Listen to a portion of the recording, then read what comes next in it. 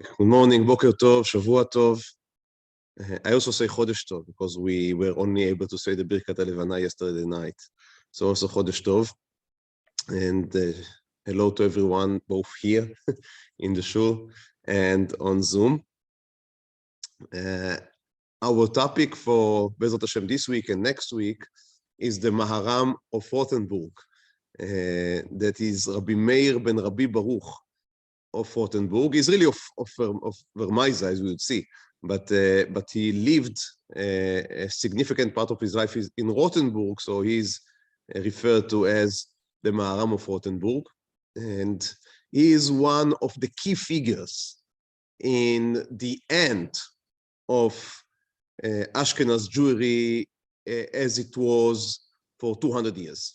So he is signifying the end of the Tosafatist, of the Baalei HaTosafot, and his student is, so he had a few very prominent students. We'll speak about them in Yirtzeh Hashem during the shiur, or maybe next week, but one of his students, the Rosh, maybe his most prominent student, Rabbeinu Asher, who was also born and trained in Ashkenaz, but he already had to flee away to Spain. So that is really the end of the Ashkenazic first period of the Baalei HaTosafot.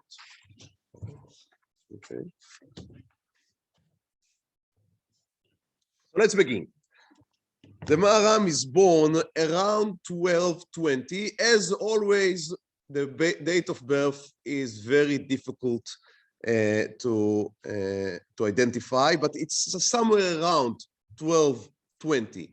Now, his father, Rabbi Baruch, is Rabbi Meir ben Rabbi Baruch. So his father, Rabbi Baruch, was a Rav, a Dayan, a Rosh Yeshiva in Vermaisa, and he was, at least his first rabbi, his first teacher was his own father, which was in accordance with the minhag back then, and that was that certainly if your father is Rosh Yeshiva, but even if not, then the principal teaching was being done in homeschooling, and that was what Rabbi Meir received from his father, Rabbi Baruch, in Vermaisa. So we have a few very interesting instances in which, in his later tshuvot, Rabbi Meir would acknowledge his father as the one from whom he received a certain tradition. So one interesting example here in source Aleph, that is a source that is quoted a lot. You know that also here in our shul, in other places now, they are installing these solar panels. Now, on the roof, it is not so simple, halachically, to install something on the roof of a shul. Why? Because you're making something which is higher, as it may, from the shul itself, or from the Sifrei Torah. So are you allowed to build something or to use the roof of the shul? Now, one of the tshuvot that is being mentioned many times in the discussions about as you can see, there are solar panels here, so at least my humble opinion is that the outcome is that it is mutar, but it is a discussion. It is a discussion, and the Maharam is giving the certain answer here in source Aleph. אמרינן פרק כמה דשבת, כל עיר שגגותיה גבוהים מבית הכנסת, סופה להיחרב. So there is a Gemara in Shabbat saying that if you have roofs that are higher than the shul's roof, then the city would be destroyed. So that's a very strong statement by the Gemara. Not only that you are not allowed, it seems, to build something over the shul, even if it's not over the shul, even if just your own building is higher than the shul's building, that's in itself is problematic. And says Rabbi Meir, Shamati me'abamari, harav Rabbi Baruch. So he says, I heard from my father and teacher, Rabbi Baruch, shekibel merabotav mishum Rabbeinu Tam. He received from his rabbis, and they received from Rabbeinu Tam. So he is connecting 200 years from France. Rabbeinu Tam lives in France. He's a grandson of Rashi. We spoke about him. And he connects all the way now to Vermaisa in Germany. And he says, Svurani shu katuv b'sefer hayashar. I think it's written in Rabbeinu Tam's book. So it seems that at least in time that he's writing this tshuva, he doesn't have the Sefer HaYashar, דווקא בימיהם, שהיה עיקר תשמישם על הגג, שהיו שוכבים שם, זהו גנאי לעשות תשמישם למעלה בית הכנסת. That was only problematic in the days of the Gemara, because in the days of the Gemara, they were using the roofs. When it was summer, they didn't have air conditioning. So they would use the roof to eat outside and to sleep outside. We know that the Gemara says that on Pesach, on Yerushalayim, after people would eat the Korban Pesach, everyone would go to Aliyah Laregel, to Yerushalayim, and they would go up to the roof to sing the Hallel together. So that's very interesting. And so they were using the roof for eating, for sleeping. So this type of usement is considered less respectful, less dignified, and that is a problem when it is being done higher than the shul's roof. But he says if you just have a building with a higher roof, as in Europe, with a triangle, right, because of the snow, so they were not able to use slanted roof. So they were not able to use the roof for anything. So if that is the case, says the Maharam, you have no problem that your roof would be higher than the shul, because you are not using it in less dignified ways. So that's according to this answer, if you are not using the roof of the shul for, as he says, for sleeping and for eating, then it is not considered an insult if you are doing something above the roof of the shul. So as I said, that's one of the tshuvot. It's very interesting. 700 years ago, but it's still being used today in order to justify something that the Maharam himself, solar panels. Right? That the Maharam himself would maybe never have thought about, but that's just the way of halacha. Another very interesting tradition. Now, this is from not the tshuva of the Maharam, but that is from a very interesting book called Tashbetz Katan. Now, the Tashbetz Katan was written by Shimshon ben Tzadok. So that is Shabbat, Tshuvot, Shimshon ben Rabbi Tzadok. He was not only a Talmid, he was the servant, he was the Meshamesh, as we say today, the Shamash of the Maharam. And he has many times he quotes verb time, things that he heard from the Maharam. So that is one of the things that he's quoting.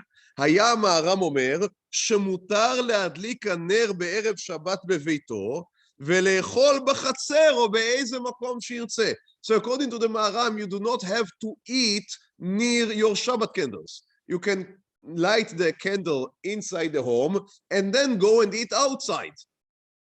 Now, it's very interesting. It says, Amar she'aviv Rabbi Baruch Amar lo. Again, that's a tradition from his father, Rabbi Baruch. She'Rabbeinu Simcha Mishpaira. So we remember that the three important German communities, Ashkenazi communities, were Keilot Shum. Shum is Shfeira, Vermaiza, and Magenza. So they live in Vermaiza, but Rabbi Baruch learned by Rabbi Simcha of Shpeira. And Rabbi Simcha of Shpeira told him that was, not only told him, he saw, Rabbi Baruch saw that was what Rabbi Simcha was doing. That in the summer, now we understand in a minute why it is important that it happened in the summer, but in the summer, he would light the candle in his home and eat in the yard. Now, why it's so important that it was in the summer? Well, in the summer, Friday is long. And in France and Germany, it's extremely long. And the minhag was to receive Shabbat early and to eat while it is still light outside. So it made sense to light the candles inside, so you'd have light inside, but to eat outside because you'd still eat by the sunlight. But obviously it makes no sense. That's what the poskim notes on this halacha by the Maharam. If we would light inside but eat outside, then we would eat in the dark and we would miss the goal of the Nerot Shabbat, which is to enable one to eat in a respectful or in a pleasure way, that is oneg Shabbat, his meal.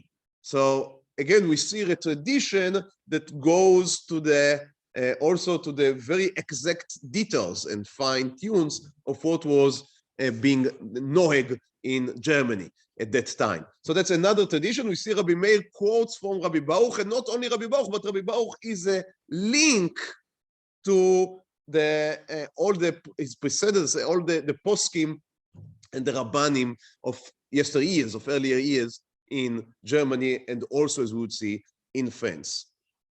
Now, as time went by and the Maharam became more and more learned, and he was acknowledged as a great sage, and people were becoming to send him questions from all over the Ashkenazic world, then became a very interesting problem.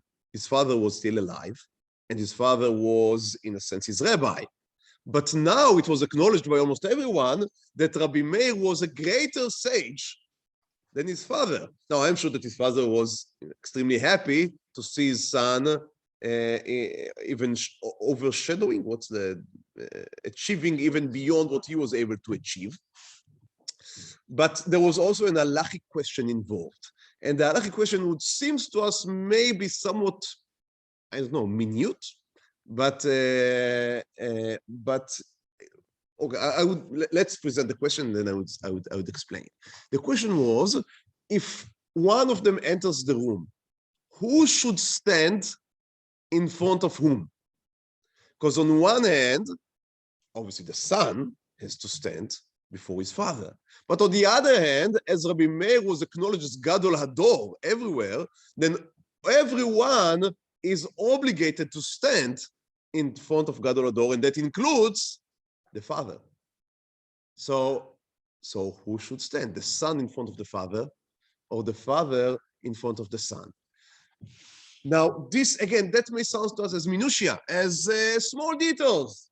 So why do you are so worried about who should stand in front of whom? But the outcome, being Rabbi Meir and his father were very pious, very pious. They were saintly sages. And in order not to enter this halachic doubt, we are being told by the Rosh, by Rabbi Meir's students. So we're speaking about a direct testimony that they didn't meet from when the son became acknowledged as a Gadol Hador. So they would not go into the halachic doubt of who should stand in front of whom. Now, later, Rabbanim were very puzzled by this statement, and some of them said maybe when the Rosh says that they didn't meet, he means that they did not meet when someone was sitting, but they would meet in the street. So both standing, so why not to meet then? And that's very, very much possible. I would imagine that they still daven in the same shul. So that's very much possible. But what I want to learn from this story is double. One is the great importance, and I mean, that's like any other rabbi in the world, I guess, but even more so, the great importance that Rabbi Meir gave to halacha and the centrality of halacha in his word, to the extent of, because of a halachic doubt, not meeting with his father, or at least not meeting with him in a normal setting. The second thing I would like to learn from here is the Maharam's, I would say, iron will, his character. So if he thinks that the halacha is that he's not supposed to meet his father, that would be the end of it. He would not meet his father. So that, I think, teaches us that we are dealing here with someone that when he makes his mind to something, then he would make sure it would happen. And that is very important to understand the continuation of the story of the Maharam. Now, the Maharam didn't learn only by his father. He also went to France to learn by the great, as I said, last generation, truly, of the Baalei HaTosafot. And interesting story, here it's before France, it's still in Ashkenaz, this story, but it's an amazing story. Zachor ani source Dalet. Just a second.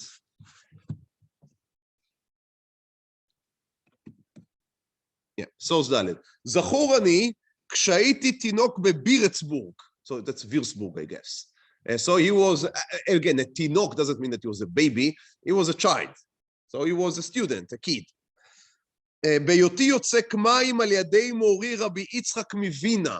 So that is a very famous scholar named Rabbi Yitzchak Mivina. Is Rabbi Yitzchak Or Zarua. Maybe you heard the name of the book, Or Zarua, a very famous Ashkenazic Tosafot book. And well, it's interesting to read it, but I will tell it by heart. So the story is that someone came to Rabbi Yitzchak Mivina and told him that he was told by a non-Jew, by a goy, that his sister died, his sister passed away. Now the question was, is the non-Jew granted enough reliability that if someone is told by a non-Jew that his sister Chas v'Chayila passed away, he needs to be an Avel? Or that we say, no, the non-Jew is not kosher for giving testimony, is not kosher leidut, so we do not believe him. Maybe you should make a check, send her a letter, I don't send someone to check out, but you shouldn't sit Shiva just upon the testimony of a non-Jew. Now, he describes the debate in the rabbi's house, because some said that goyim are not reliable for testimony. Others said, no, they should be relied upon, at least for this type of matter. And it was a debate, a hot debate, we may say. And then Rabbi Meir says, I didn't intervene back then because I was very young. But now I'll tell you my own opinion, he says in the Tshuva. My own opinion is that you cannot rely on the goy. Why? He says, not because of the halachic considerations back then, but because, and that's so interesting. Read just the last lines. Svara Gdolahi. You see in the Svara Gdolahi, that's in the end of the passage. Source Dalet. Svara Gdolahi, she'im haya lanu le'amin et hagoyim, אשר פיהם דיבר שווא ושמחים אלי גיל להוציא דיבה, נתמלא כל הבגד כולו קרעים. מי הוא מסיח לפי תומו? נראה לי שנאמן. Says Rabbi Meir, I have a distinction. If the non-Jew is just telling you a story without understanding the outcome, that you'd have to sit in a veilut, and maybe when he doesn't know that that's your relative, then yes, you should believe him. Because if he just tells you a story, then he is reliable. But if he comes to tell you that, when it comes to someone, that his sister passed away, and he knows that you would be sad, and he knows that you would see Shiva, you cannot rely on him. Why? Because he's doing it by purpose, to make you miserable. Now, that again, a story that a part of just the interesting story of the dynamics in the rabbi's house and how people debated. That's such a Baalei HaTosfot Ashkenazi classical story in which the students are allowed to disagree with the rabbi and there is a dispute on how halacha should be decided. But a part of that, you can see here that, I would say, the tense relationship with the non-Jews. And that is another very unfortunate, important key factor in the life story of the Maharam, and that is the growing tensions and the collapsing, we may say, faith between Jews and non-Jews, which was not so great to begin with, but as Christianity is taking more and more hold into the non-Jewish society, we have to understand the Roman Empire became Christian in the 4th century, but it took a long, long time. It's a long process. Old traditions die slowly, die hard. And it was a very long process that Christianity slowly was making roads into the non-Jewish society. And its ideas were dipping in. And the idea about the Jews being the murderers of the Messiah, or maybe of God himself, if that's, I mean, that's to us it would sound as a ridiculous idea, but that's just what they believed in. And their side, right, that is the murder of the Dio, of God, and that was what the Jews were blamed. And as it is sinking in, the hatred between Christians and Jews is growing. and it becomes more and more problematic just to live in French and in Ashkenaz and in Germany. And that is the introduction to the next story, because as I said, Rabbi Meir continues to France to learn by the greatest Tosafit of the time, who is Rabbeinu Yechiel of Paris.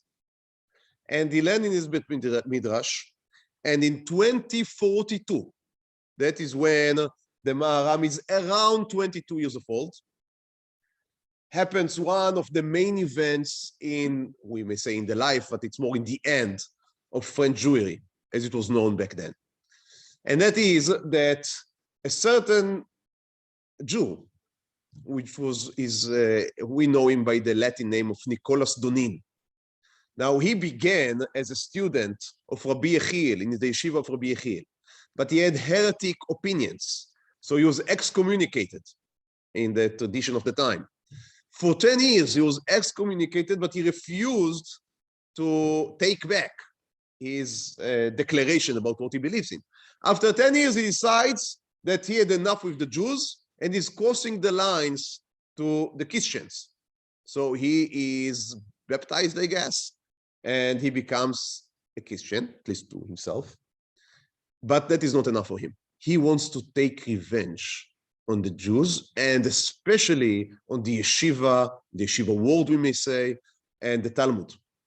So he goes up to the Pope, and obviously it took a little more than just going to the Pope, but in the end, he lands in the Pope room, and he says to him, you know, there is a certain book that the Jews hold, and you're not aware of. They do not have only the Tanakh. They also have the Talmud. And all the problems that you have with the Jews, the reason why they do not see the light in the Bible and they do not become Christians is because the Talmud is subverting the understanding of the Bible. And also he says, you would not believe what is written on our Savior in the Talmud.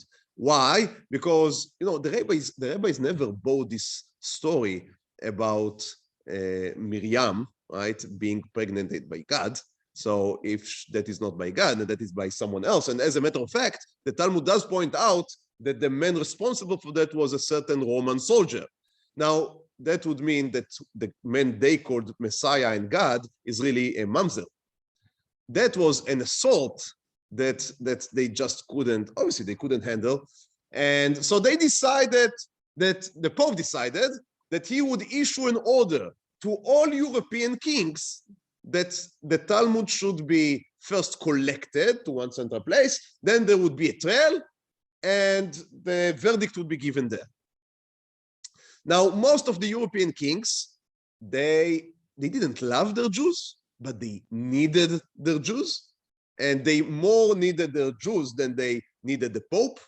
And in the end, in politics, that's how it goes. So they just didn't go along with the order, and the Pope didn't really have any leverage in order to make them do.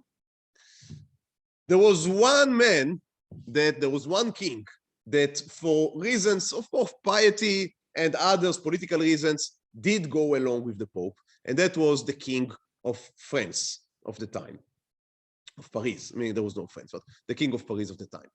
And he, I mean, that was Matzah Minet Mino, right? That was, I don't know what the English equivalent would be. Matzah Minet Mino, one of the king found his friend, his fellow. And he was a real anti-Semitic guy, as all of them, but he had less breaks, we would say. So he collected all the Talmud books from all of France. That we have testimonies that was about 24 load carts of manuscripts. Now, these are manuscripts. We do not have print. Each one, you can only imagine what does it mean to copy all of the Talmud. That is a life work. It's work of years. He collected it from all of France and put the Talmud to trial. That was in, as I said, in 2042. Now, they invited Rabbeinu Yechiel Paris and 3 more prominent Rabbanim to defend the Talmud. But you couldn't really defend the Talmud because the Talmud was guilty in what they were in what they were blaming him. That was like defending someone in Nazi Germany from the blame of being a Jew. You cannot, the problem is with the law, not with the defendant. So the outcome was, as was pre-described by the Pope, that the whole thing was a show. And the outcome was that the Talmud was judged to be banned. And it was banned in Paris, in Notre Dame, just in this exact spot which went out down in flames 2 years ago, I think. So while I have respect, to art and basically to archaeology and to old things, I don't think that someone that is aware of what was done in this courtyard could be too sad about this church going down in flames. It was just poetic justice, what was happening there. So they banned all of the cards of the Talmud, and that was a strike that, again, in hindsight, we can say that really it was the last flame of the Balei HaTosfot being extinguished. And that was, they never really recovered. In a sense, to this day, French Jewry was never again what it had been in the time of Rashi and Rabbeinu Tam and Rabbeinu Yechiel Paris. It just was never be. I mean, there was beautiful Jews later. They were completely expelled in the 40th century. And then they returned. But they really were never able to reestablish France as an important center of Torah. Just didn't happen. The Torah center moved to the east. That is the Jewish story of the Torah moving from west to the east, from Spain and Germany to Poland, and then to Russia, and then World War II. So that's and as I said, our hero, the Maharam Rabbi Meir, which is not from Rothenburg yet, is sitting there in the house of his rabbi, and you see how he loses the case, right, of defending the Talmud, and how Nicholas Dunin, right, this, as we said, this Meshumad is winning, and the Talmud is being banned. By the way, just as again another poetic justice, this Nicholas Dunin, he was trouble everywhere he was. So he later joined the Franciscan, I don't know how to pronounce this, Franciscus, the order, yeah? But it seems that he couldn't keep his mouth shut. So he written also something against them. Now, they were not just excommunicating people, they were burning people in the stake. And that was his end, which was, again, another one that it's hard to cry over his fate. So that was his end. By the way, returning to us, that was, for Maharam, he didn't stay in France for long. It was very clear that the story there is over, and he returned to Germany. He was moving around a little, but after a few years, he settled down in Rothenburg, which is a German important Jewish city at the time, and he becomes the center of, as I said, the center of Torah. Everywhere, from France and Ashkenaz and Germany, even from Spain, people are sending him questions. He's acknowledged as a Gadol Shebagdolim, as someone that his opinion should be known. He wrote a kina, eulogy, on the burning of the Talmud that he saw in France. We still recite it to this day on Tisha B'Av, and you can see it here in source A, Sha'ali Srufa Ba'esh. So Srufa Ba'esh means something that was burned in fire. Sha'ali, so you should ask, Lishlom Avelaich. How are the people that are being avel on you, for you, how they are doing?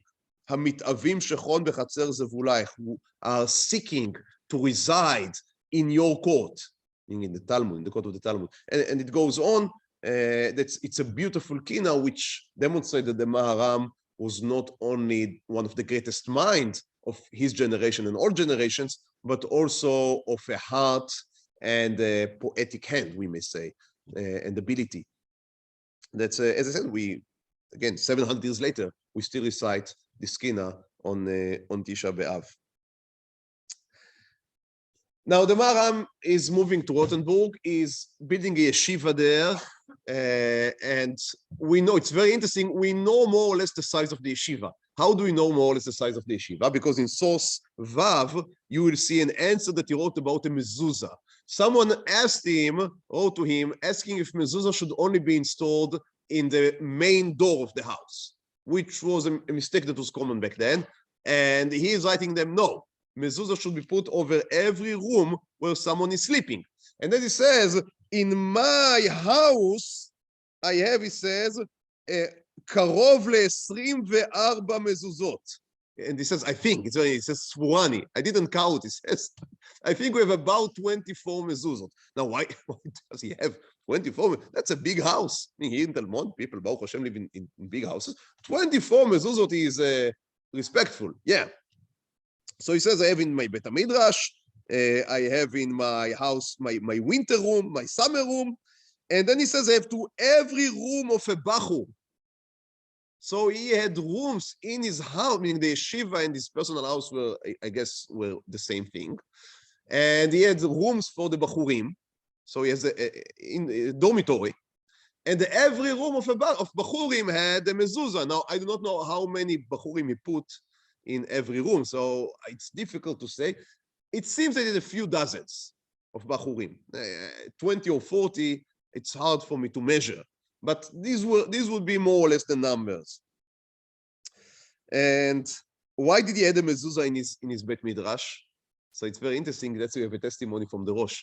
From time to time, you'd fall asleep in the Bet Midrash in the noon. And because he fell asleep, he said that when he was sleeping, he had bad dreams. And in the end, he understood that in order to prevent his bad dreams, he needed a mezuzah on the door of the Bet Midrash. When he put the mezuzah, there was no bad dreams anymore. So that's an interesting and evil spirit, he says. That's an interesting, and again, another interesting window. Because it was a room, didn't you have to put it? Only if you, basically, you only need the mezuzah if you eat and sleep in the room, or eat or sleep. But if it's a room that is not used for eating or sleeping, then the basic halacha is that it is patur of mezuzah. The truth is that we are nowadays putting mezuzah everywhere. Yeah, everywhere. And part of the reason is this tshuva of the Maharam. Now, the Maharam understands that he is in the end of an age, of a period. That's very important. In order to understand the Maharam, you need to understand how he feels. And there is a difference in how someone like Rabbeinu Tam, who is opening a period, feels, and someone like the Maharam, who looks all around and he sees that the situation in France is deteriorating very, very fast. And as we would speak in a few minutes, in Germany, it was not much better. So the political situation is bad. Also, internal dynamics in the way that the Torah was learned, we may say, we do not have the time to go into that in depth, but we may say that the Tosafot movement was exhausting itself, meaning to say, most of the Torah that was to be renewed and learned in this method was already was how would you say, expressed, and they came to a certain type of mitsui. I don't know how to say mitsui. No, mitsui is that you have finished. You have used this method of learning. The dialectic method was used to its highest extent. Exhausted maybe is the best word. What he was beginning to do is to say, okay, so we have learned, Baruch Hashem, in the last 200 years, we, meaning the Ashkenazic Jews, we have learned much Torah. We have many new ideas. Let's begin to see how we can collect it all to one work that will give the halacha that may be now different than what it was 200 years ago, not because halacha has changed, but because our opinions have changed. And he's setting out to do that. He's giving his students. It's very interesting because he's working like in a very methodic manner, which is not classic for Ashkenazic Torah word. Usually the Ashkenazic Torah word, and to this day maybe, is characterized by someone sitting down and writing a peirush on some sefer, and he has some conclusions in the sefer, but who knows and how can you reach them? And everything is bubbling all the time. and you never come to some end conclusion. If you look at the Spanish Torah word, then works like the Rif and the Rambam, they are always seeking out. So what is the bottom line? And in the Ashkenazic world, it's always, how can we have a bottom line? I have a new question. And you can never reach an end. So the Maharam is trying to reach some more formal conclusions. And he says, well, if we the Ashkenazim are not good enough to write such a book, so he sent one of his Talmidim to write comments on the Rambam.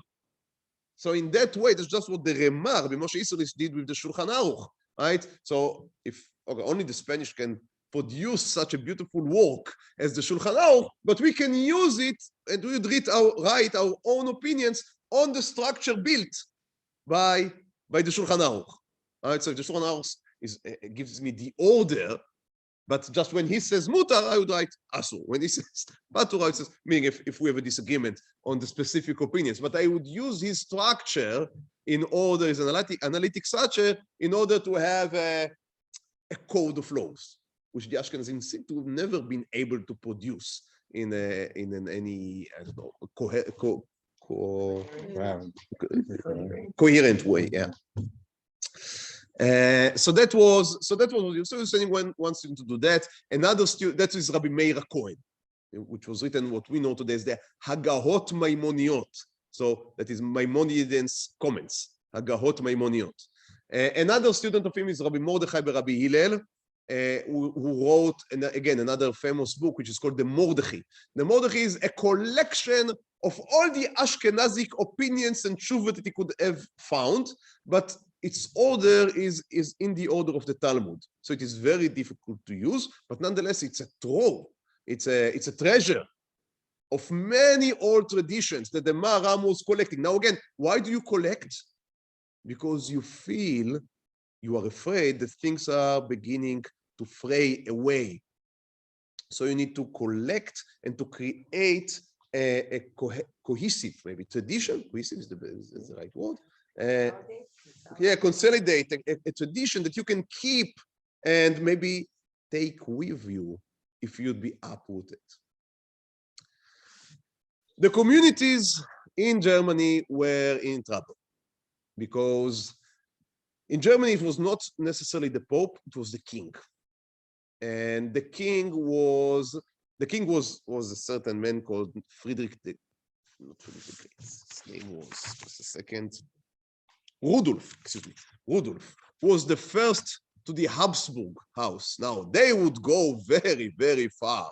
But so this King Rudolf had made what we call today Germany. There was no Germany back then, but what the Jews called Ashkenaz became the Holy Roman Empire.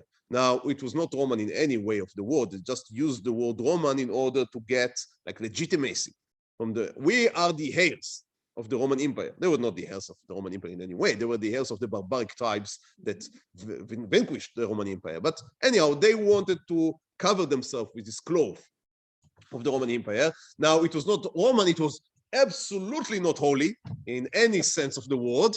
But back then it was an empire. So that was it was.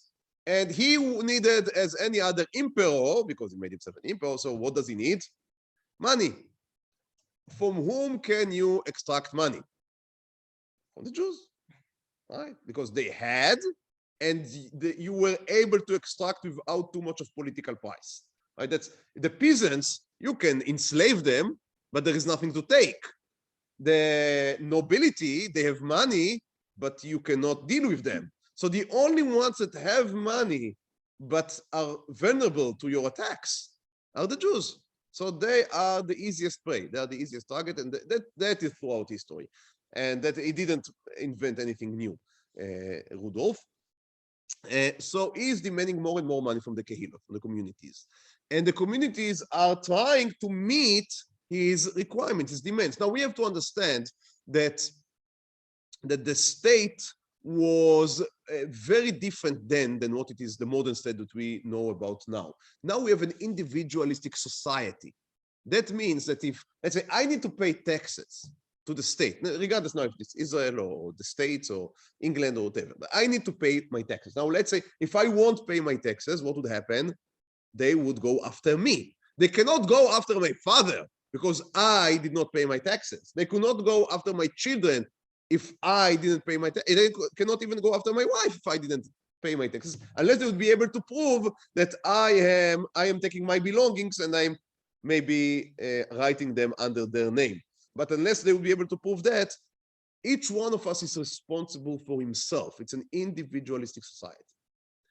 That was not the case with a capital N. That was not the case in Europe of the Middle Ages. That was a feudal society, feudal society, an incorporated society, if you want.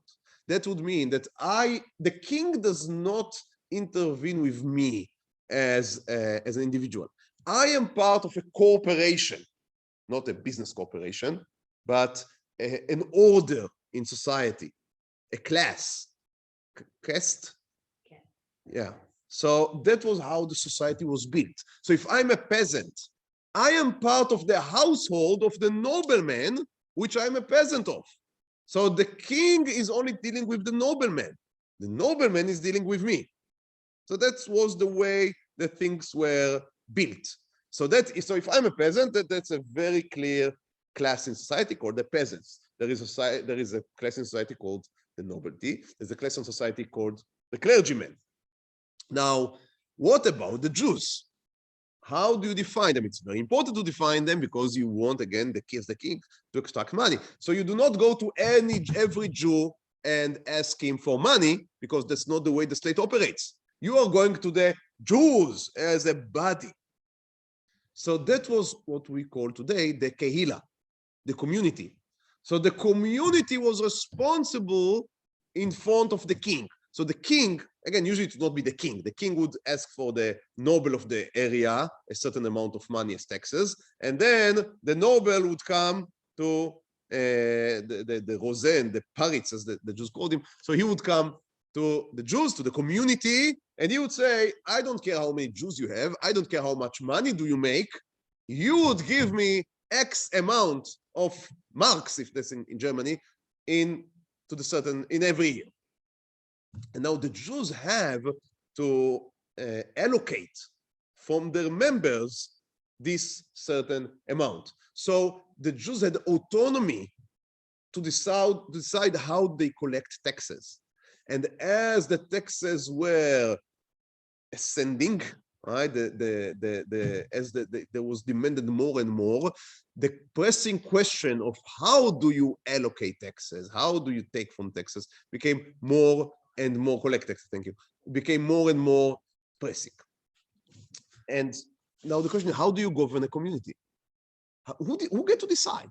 Now we can think about different models. So for example, one model would be that the rabbi decides everything. That's a model that works in some communities, and that's the end of the story. So you have the rabbi and the buck stop here, and he decides everything. You can have another model. For example, you take the 7 most rich families of the community, Sheva Tovei Yair, as it's called, the 7 good men of the city, which good is rich. And they will decide. Why? Because they pay the heavy burden, the heavy share of the taxes, the lion's share of the taxes comes from them. So it makes sense that they would make also Baal HaMe'ah is Baal HaDe'ah. I'm sure there is such in English also. The master of the money is the master of everything. Is that such a yeah? So we can all understand. So that's another way that things were run. For example, in Spain, that's how things would be run. That is, both of these models were rejected by the Maharam. The Maharam, basing himself obviously on the Talmud, is going very interestingly for the democratic model. So in source Zayin, על אשר שאלתם, אם יש קטטה בין קהלכם, ואינם יכולים להשוות דעתם, לברור להם ראשים בהסכמת כולם. So they just cannot make their mind and choose who would be the tax collector. זה אומר ככה וזה אומר ככה, ומחמת חילוק בוטל התמיד, ומידת הדין לוקה, ואין אמת ומשפט ושלום בעיר, ולא בכל המלכות הנגררת אחריהם. So it's constant fighting, they cannot make up their mind.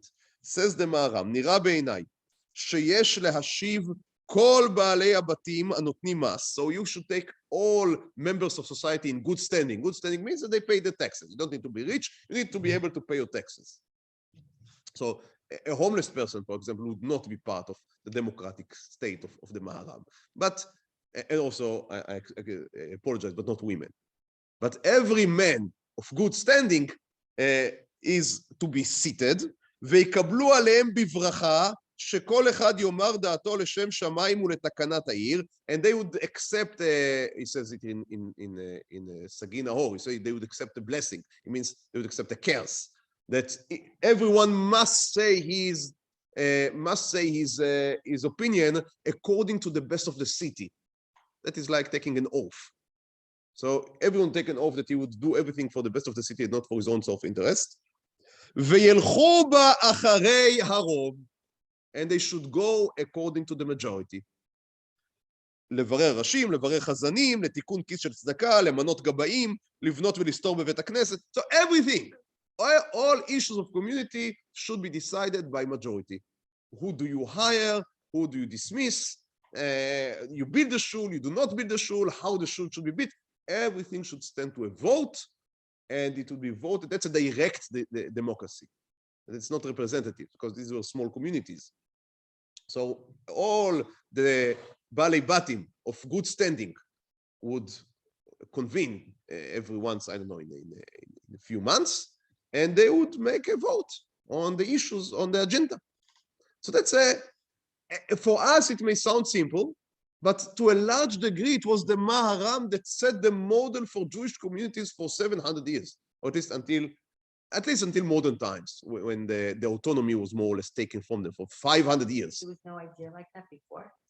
It was in the Talmud, but it seems from the way he's writing that, it seems that it was not really practiced. Maybe in some places, yes, in some places not. Reality does not lend itself to democracy. Reality lends itself usually to the survival of the strongest. And so usually it was the riches and sometimes the rabbis, sometimes, that would make the decisions. But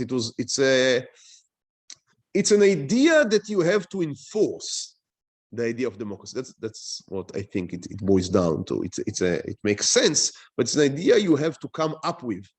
It's not how things would naturally go. So, and the Jewish communities, we know, as I said, maybe even up till today, but today, really, the community does not hold the same strength. Meaning, yes, we can choose who would be the rabbi, which is important. But again, back then, the taxes would be by the community. Everything that we identify today as social benefits, all was collected by the community and then handed by the community. So it was like a state in a state. And the Jewish state in a state was, to a large extent, again, it's not our democracy. There is no voting rights for women. There is no voting rights for homeless, for people that do not pay their taxes. You must pay your taxes in order to have a voting right.